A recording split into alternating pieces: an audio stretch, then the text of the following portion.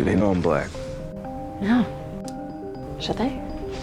You said I was the first black guy you ever dated. Yeah, so what? First of all, my dad would have voted for Obama a third time if he could have. They are not racist. Right. I would have told you.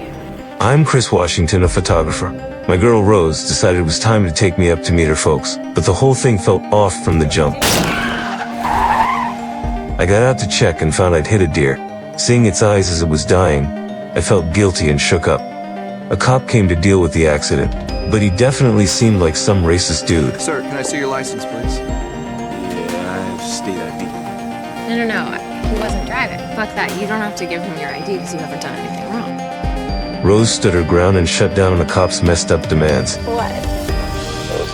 We got to Rose's place, and her parents welcomed me. Rose's dad gave me a tour first. He told me Rose's grandpa used to be a big deal runner when he was younger. They also had a black maid. Her smile was super stiff, and she felt more like the owner of the house. Hello. There was a black gardener, too, who looked just as strange. We hired Georgina and Walter to help care for my parents. When they died, I couldn't bear to let them go. Later, during the small talk, I was really starting to crave a smoke. You smoke, Chris? Jones a little bit over there? Huh? I'm quitting. You should have Missy take care of that for you. How? Hypnosis. She developed a method, and I'm telling you, it works like a charm. Naturally, I turned down Rose's dad's suggestion. I'm good, actually. That night, I couldn't sleep for real, so I walked out into the yard trying to light a cigarette. But then I saw a dark figure in the distance, running toward me. It was the black gardener I'd seen earlier. Then I turned my head. The maid was standing at the window staring at me, but she looked like she was checking herself out in the mirror, admiring her own beauty. All I wanted was to get back to my room, but then I ran into Rose's mom. She seemed to be waiting for me. Come and sit with me, please. Maybe she was planning to use hypnosis to get me to quit smoking. I want to know how it works. You just dangle a pocket watch in front of people's faces, is that it? You watch a lot of TV. She just kept stirring that spoon in her cup, trying to bring up some painful memory from my childhood. What about your mother? I remembered when my mom died and I was home watching TV. I felt guilty, messed up, and just couldn't stop crying. Without even realizing it, I was hypnotized. How do you feel now? I can't move. Sink into the floor. Wait. Sink. I fell into this empty space. I looked up, and the real world was just a TV screen. My body, right then, was just a shell that wouldn't stop crying. I woke up with a start. Was everything that just happened just some dream? The next morning I was outside taking pictures. Through the viewfinder, the maid was looking in the mirror again. I turned and saw the gardener. I figured since we were both black, I should go say, What's up, man? I didn't get to meet you. I know who you are. Sorry about last night. What? My exercise. I didn't mean to scare you. And did it work? Did what work? You were in Mrs. Armitage's office for quite some time. Sink. looks like last night wasn't a dream after all. 'Cause suddenly I can't stand the smell of smoke. I think your mom hypnotized me last night. What? Then a bunch of fancy cars started pulling up to the estate. It was all these white couples getting out, and they were giving the gardener big hugs. Rose said it was a gathering to honor her grandpa. I hung with Rose, doing the social thing at the party. It was super weird. These guests were way too interested in me. One person just reached out and touched me. Not bad.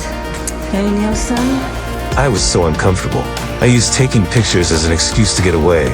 I looked through my lens and spotted another black guy, so I went straight over to say hi. Good to see another brother around here.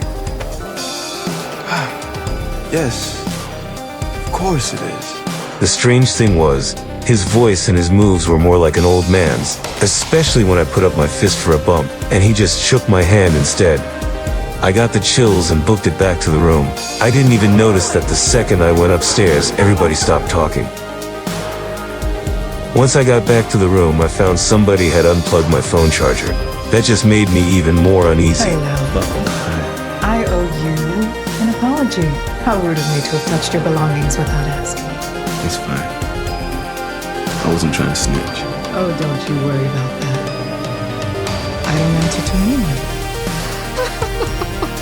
The maid was crying and laughing at the same time, and it freaked me out. I went back down to the party, trying to snap a picture. I felt like I knew this one black guy from somewhere. He froze up. and then suddenly he got a nosebleed. Get out! Get out! Yo, shoot, get out! This black brother who was just looking old and fragile suddenly changed. Wait up, was he cursing me out, or was he trying to warn me about something? Rose's dad is a doctor, and his explanation for it was, Seizures create anxiety, which can trigger aggression. Get out! I knew right away he was lying. My cousin's epileptic. That wasn't a seizure. More and more crazy stuff made me uneasy. I just need to go. Without me. While packing up, I noticed the door to the storage room was open, and I found a book full of photos inside. It was rows with different black people. That included the gardener, She is lovely, isn't she? and the maid. Things were getting way too creepy, and all I wanted was to get out of here fast, but Rose's brother blocked the doorway, and her mom and dad closed in on me. Give me those keys. Rose, now! Now, the keys! You know I can't give you the keys, right, babe? Okay, I should have known. I fought back, but Rose's mom tapped that teacup, and I was hypnotized again. I woke up and found myself tied to a chair with a TV right in front of me. The coagula procedure is a man-made miracle. I started to piece the truth together bit by bit. Rose's grandpa invented this surgery that could put a white person's mind into a black person's brain, so the white person's consciousness could live forever. Yep, I was an auction item, and the guy who bought my body was a rich, blind white man. Hey, Chris. How's it going, buddy? You're one of the lucky ones, trust me. Phase 1 was the hypnotism. Phase 2 is this, mental preparation. For phase 3, the transplantation.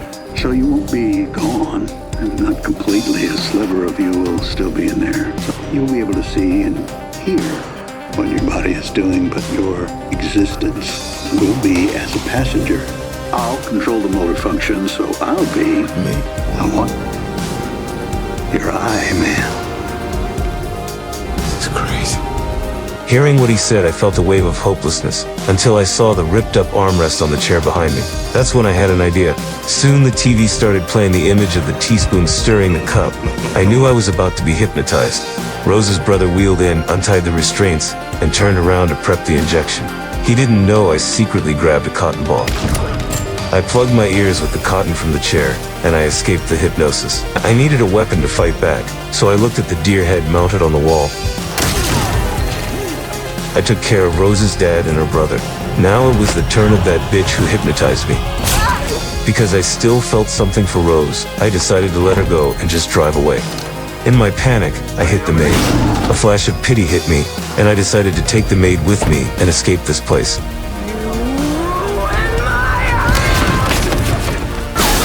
That's when I realized the maid and the gardener were actually Rose's grandmother and grandfather. Get him, Grandpa. Her grandpa tackled me to the ground. In the nick of time, I pulled out my phone and blasted the flashlight at the gardener. I figured that would snap him back to his senses for a second. Let me do it. I left Rose right there to die slowly. She deserved it.